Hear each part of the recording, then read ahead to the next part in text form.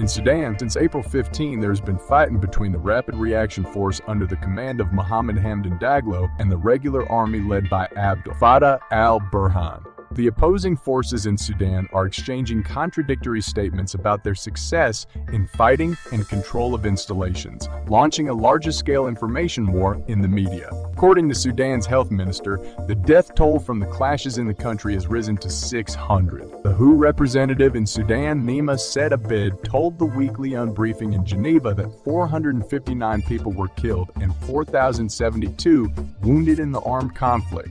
Secretary General Antonio Guterres, speaking at a meeting of the Security Council, called on the parties in Sudan to immediately stop the fighting. Volker Perthes, unspecial representative of the Secretary General for Sudan, said that there are no clear indications yet that any of the parties to the conflict in Sudan are ready to negotiate. On April 23, citizens of France, Germany, Great Britain, Spain, India, Russia, China, and others began a mass evacuation from the country. Sudan is experiencing an almost complete internet blackout amid the ongoing fighting. The connection to the network in the country is only 2 of the usual rate, according to the international internet monitoring service NetBlocks.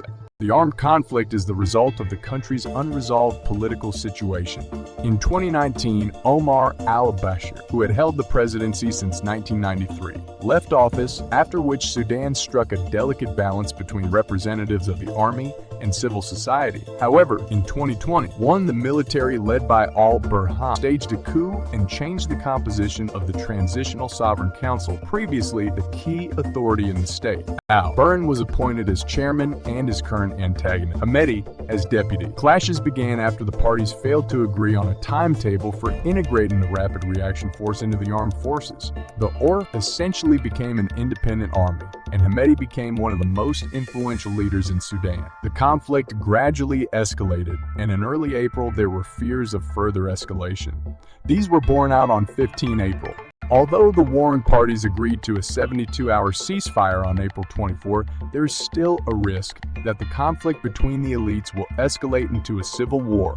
This threat is particularly real, given that the situation in this country has always been characterized by a high level of external interference.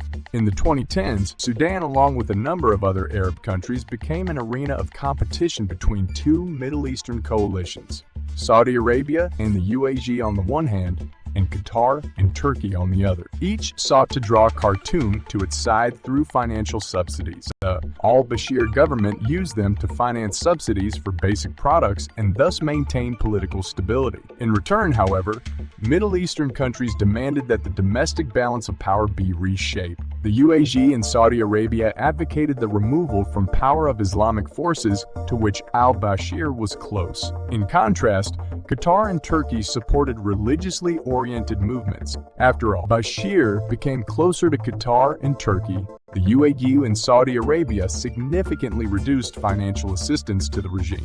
After all, Bashir's overthrow in 2019, a complex process of political transition began, in which UAE and betting on the military, Arabia betting on the military. Within 10 days of taking power, the UAE and Saudi Arabia promised $3 billion in aid to Sudan. The military was an understandable ally for them, as civil movements could bring the Islamists back to power.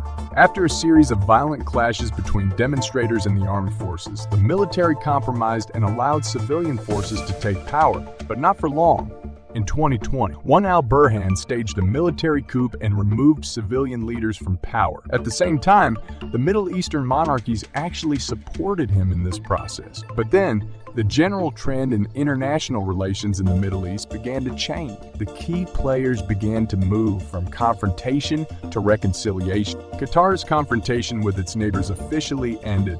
The UAE and Bahrain, which took part in the blockade of Qatar from 2017 to 2021, announced plans to restore diplomatic relations with it. Against this background, Qatar became less active in supporting Sudanese Islamic movements and worked more on resolving the conflict in Darfur province. As a result, by 2023, the level of regional tension around Sudan had decreased significantly. Perhaps that is why most regional players took a rather wait and see attitude.